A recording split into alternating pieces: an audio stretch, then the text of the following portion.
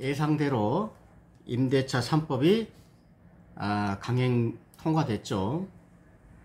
이들은 이제는 국민들은 쳐다도 안 보는 것 같습니다. 그냥 막가파식으로 가는 겁니다. 이거는 제가 원래 설명을 안 하려고 했습니다. 너무 간단하고 쉬워서.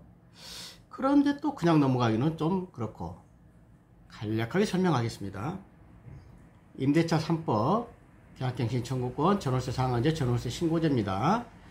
계약갱신 청구권은 2+2, 그 다음에 전월세 상한제는 5% 인상, 전월세 신고제는 공인중개사 혹은 임대인, 거의 대부분이 90% 이상인 공인중개사가 하게 될 것이고, 그 다음에 이거만 우선 설명하고요. 하나하나 설명을 하겠습니다.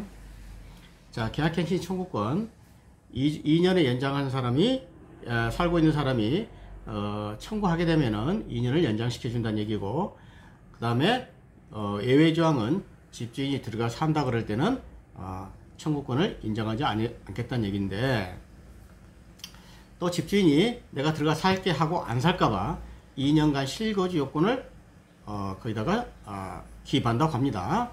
자, 그러면 제가 또 한 가지 전문가로서 의문이 듭니다. 문재인 정부의 장차관이나 청와대 그 고위직 인사들은 위장 전입 전문가입니다. 얼핏 필이 오십니까? 자, 만약에 집주인이 들어가 산다 그래서 사는지 안 사는지 너희들이 위장 전입 전문가니까, 지금 현재 부동산 정책을 하고 있는 당사자들이 이게 대해서는 너무 전문가니까 위장 전입에는 어떻게 파악할 건가요? 동사무소 직원들을 들들들 볶아서 전부 전수조사 할 건가요? 두 번째, 만약에 사는지 안 사는지 그걸 파악하려고 하게 되면 행정력이 없습니다. 부족합니다.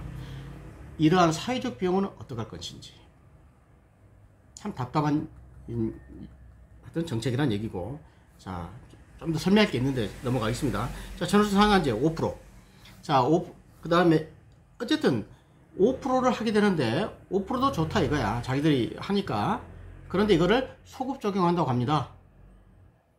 간단히 말씀드려서 지금 현재 1년간 살고 있는 이 법 시행 전에 살고 있는 사람이 2년이 되게 되면 그 사람한테도 권한을 주게 된다는 거죠. 이것도 정말 잘못된 소급 입법 아닙니까? 여러분, 유추 해석의 금지, 소급 입법 금지는 아주 그냥 우리나라 법의 그냥 기초예요, 기초. 근데 이것도 깡그리 무시할 소지가 있다. 이거는 통과 안 돼, 소급 입법은 안 됐으면 좋겠고. 두 번째 또 그 신고계약시 적용 여부, 이거 말도 안 되는 짓이죠. 만약에 2년하고 2년 그 기존에 있는 사람하고 2년 살고 2년 살고 4년 살았어요. 그랬는데 만약에 새로 그 임차인이 바뀌었을 때도 그 사람한테 적용할 것인가, 이렇게 되게 되면은 이거는 사적 자치가 무너지는 겁니다. 이따 또 설명을 하겠습니다. 계약자의 원칙이 전혀 무시되는 겁니다. 공산화란 얘기입니다. 그 다음에 전월세 신고제는 이걸 전부 신고한다고 합니다. 임대인 혹은 공인중개사가 신고를 하게 될 것입니다.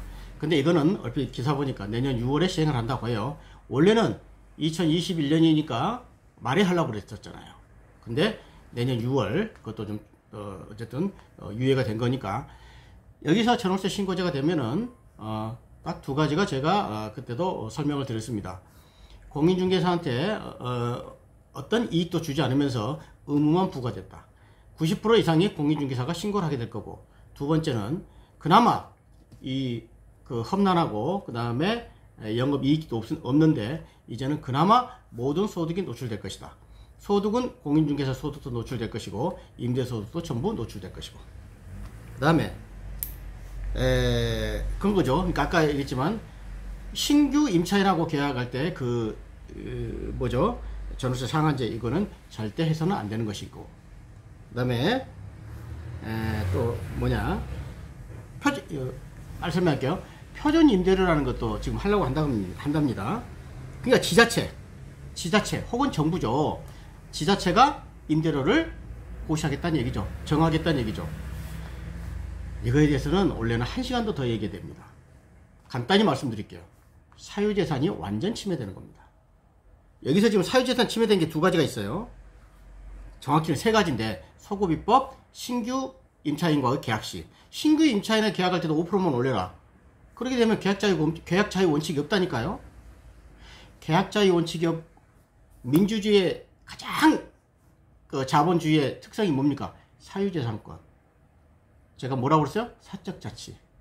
계약자의 원칙. 이 세 글자는 동일체예요. 동등한 말이에요. 그러니까 근데 개인과 개인 간에 임대차 계약을 할 때 5%만 하라. 사람이 바뀌었는데 좋아. 기존에 있는 사람 2+2 해가지고 5%만 하겠다는 거는 그나마 인정하겠다는 거예요. 그러나 신규 계약자한테 적용한다. 이건 전부 공산화라는 걸 여러분들이 명심하시기 바라고.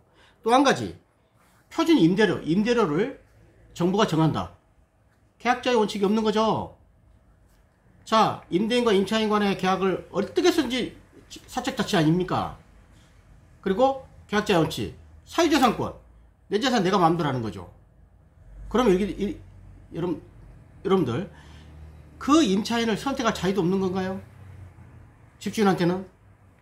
그래서 신규 계약할 때 그 전월세 상한제를 적용한다든가 표준 임대료 시행되게 되면 가차없이 여러분들 어떤 생각한다? 공산화.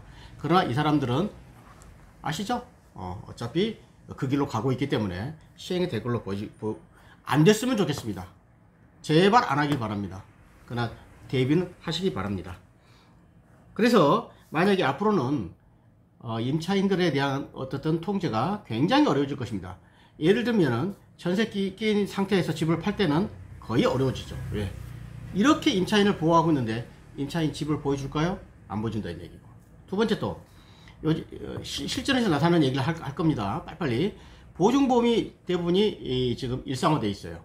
그럼 보증보험 하게 되면은 그런 은행에서 보증보험에서 그 보증보험이 만기가 되면은 전세금을 돌려주죠. 그러니까 전세금 돌려줄 게 확실하기 때문에 집 안 보여주죠.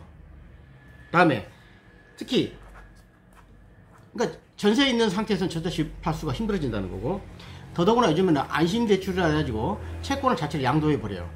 3억짜리 이 전세가 있다 그러면은 융자를 2억 받았다. 본인 돈 1억이다 그러면 3억 통째로 전부 보증보험에서 가져가 버리는 거예요. 그리고 나서 보증보험에서 1억을 세입자한테 주는 채권 양도입니다. 정확하게 채권 양도. 채권 아예 양도해 버리는 거예요. 임차인이 어디한테? 보증보험한테. 이렇게 되니까 그리고 나서 만기 때 될 때는 임차인한테 그대로 돌려주는 거죠. 임차인은 그 만기 때도 주인이 돈을 돌려주냐 마냐 신랑이 할 필요도 없죠. 엄청난 강화되죠. 그러니까 집 보여주지 않죠. 이런 어떤 여러 가지 부작용이 나타날 것이다.